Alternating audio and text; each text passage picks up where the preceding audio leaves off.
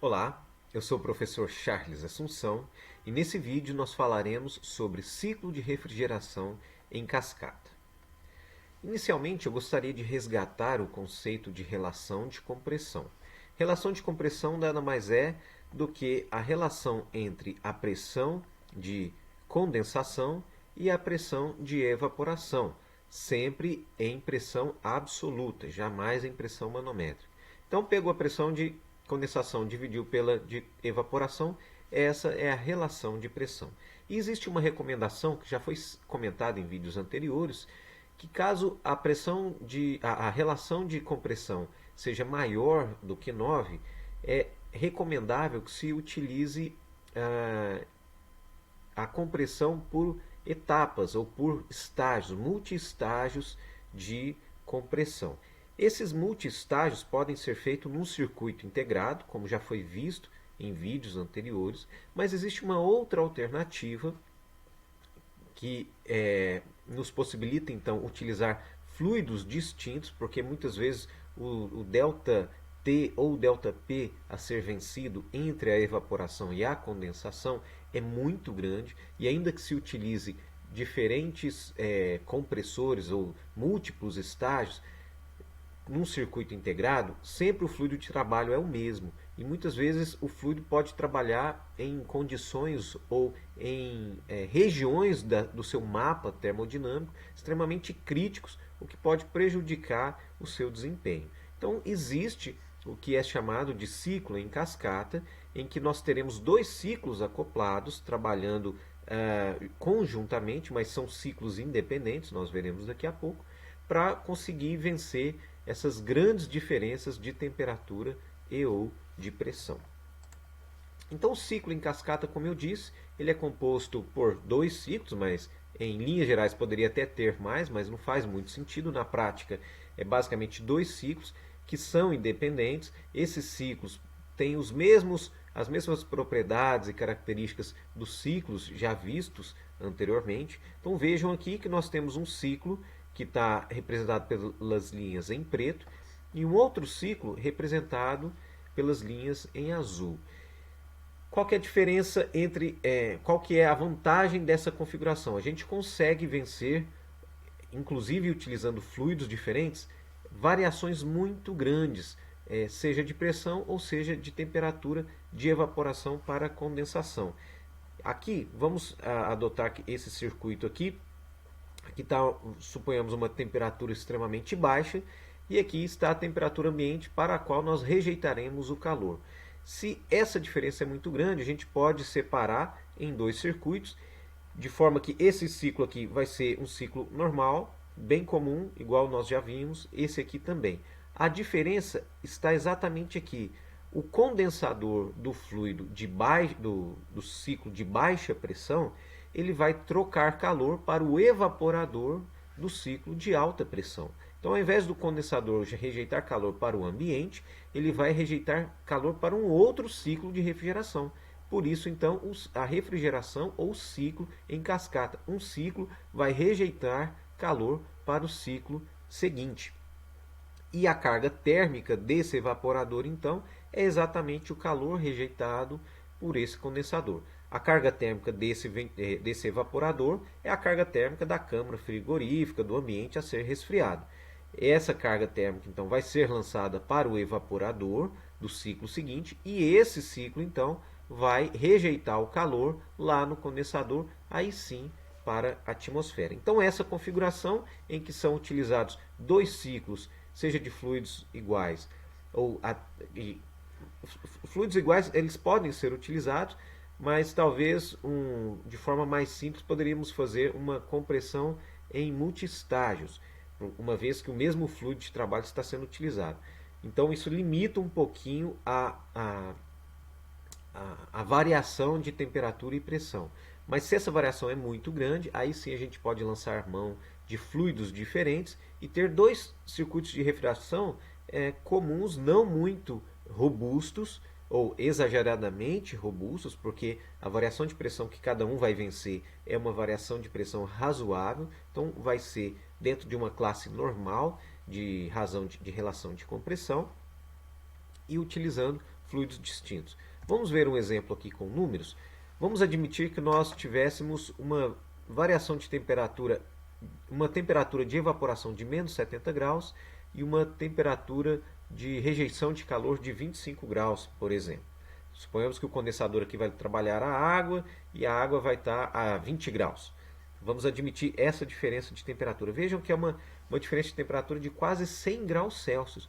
Ou seja, é um delta muito grande. Se a gente fosse utilizar apenas o R12 nesse sistema para vencer toda essa variação de temperatura, vejam que a pressão de saturação do R12, porque a gente tem que chegar na pressão de saturação exatamente para o fluido evaporar e absorver calor. É apenas 12,42 kPa. É uma pressão extremamente baixa. E a pressão a 25 graus, que é aquela pressão em que ele vai condensar, vai rejeitar calor para o fluido de resfriamento no condensador, é de 650 kPa ou aproximadamente aqui 6 bar e meio, que já é uma pressão razoável. O problema aqui é que a pressão é muito baixa. E vejam, a variação de pressão, a relação de pressão aqui é absurdamente alta. Está na casa ali de 50, um valor de aproximadamente 50, 651 dividido por 12,42. Então está muito além daqueles 9 recomendados. Um outro fluido de trabalho é o R13, vejam, para a temperatura de menos 70, ele já tem uma pressão de saturação bem mais elevada, 180,9 kPa ou aproximadamente 1,8 bar. Contudo, para 25 graus, uma pressão já normal, baixa, não tão elevada, vejam o valor da pressão, 3.560 kPa ou 35 bar. De novo, é uma diferença muito grande, ali vai dar quase 20 vezes a relação de compressão. Então são dois fluidos que não vão conseguir atender essa variação tão grande de temperatura e, consequentemente, de pressão. Ainda que nós utilizássemos vários compressores, é uma variação muito grande e os fluidos não trabalham tão bem nas suas extremidades. Então, qual que é a solução?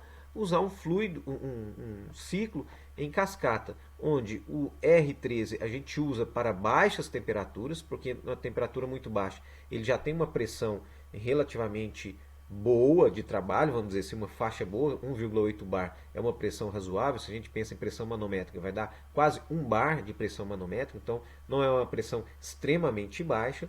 E no ciclo de alta pressão, a gente pode trabalhar com R12, porque ele vai comprimir o fluido a uma pressão de 6,5 bar, que também não é uma pressão exageradamente alta. Então, se a gente consegue fazer um casamento ali entre esses dois fluidos, a gente consegue percorrer toda essa distância, cada fluido trabalhando dentro de uma faixa bem razoável de pressão e de temperatura.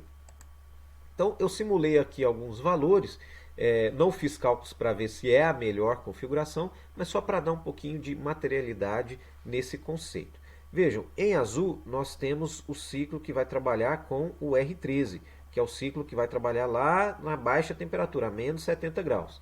E em preto nós temos o ciclo que vai trabalhar com o R12, que vai rejeitar calor para o ambiente.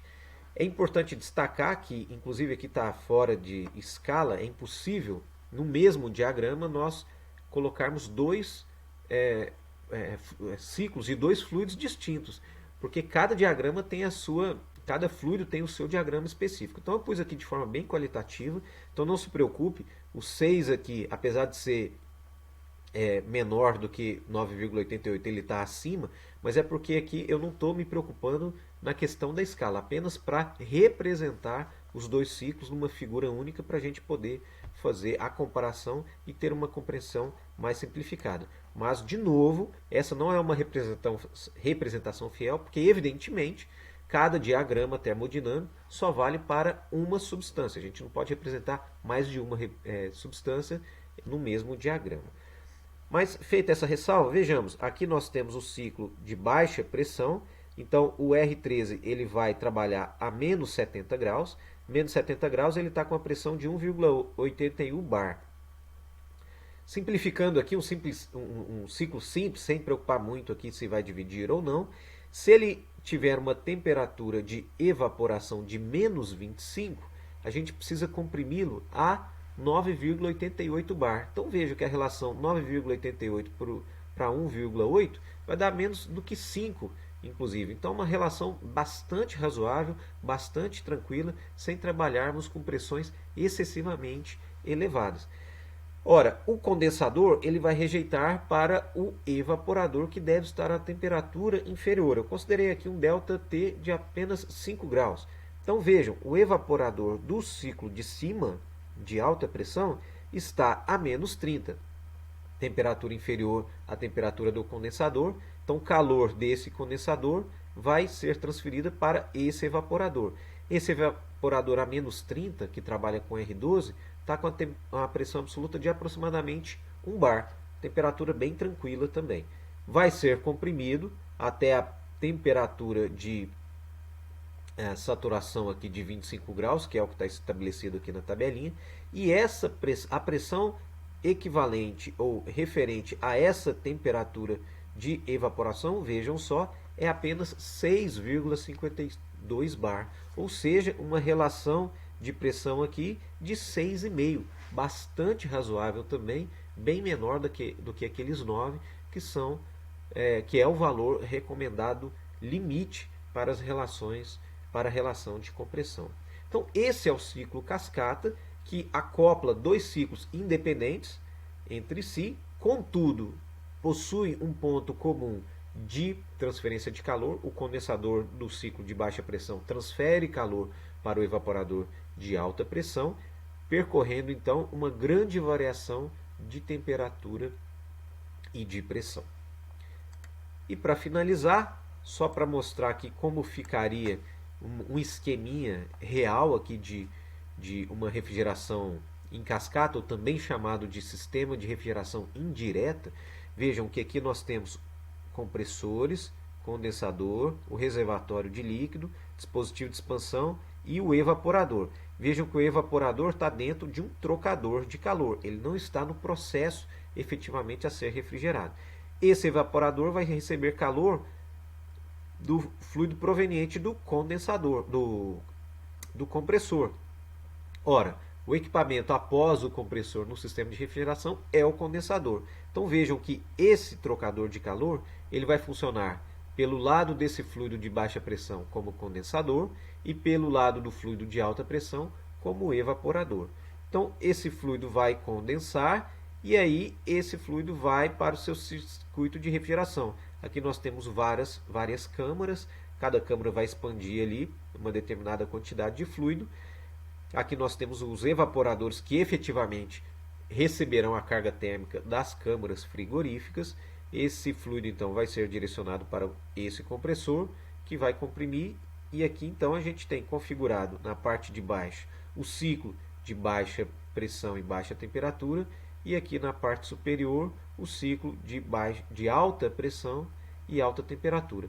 E finalmente aqui nós temos os condensadores, nesse caso que está representado o condensador a ar, que vai trocar calor com o ambiente, com a atmosfera.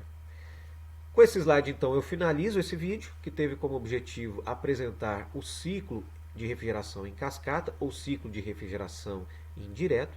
Eu espero que tenha ficado claro para você. Em caso de dúvidas, não hesite em entrar em contato. Eu agradeço a sua atenção e espero que você acompanhe os próximos vídeos. Obrigado e até lá.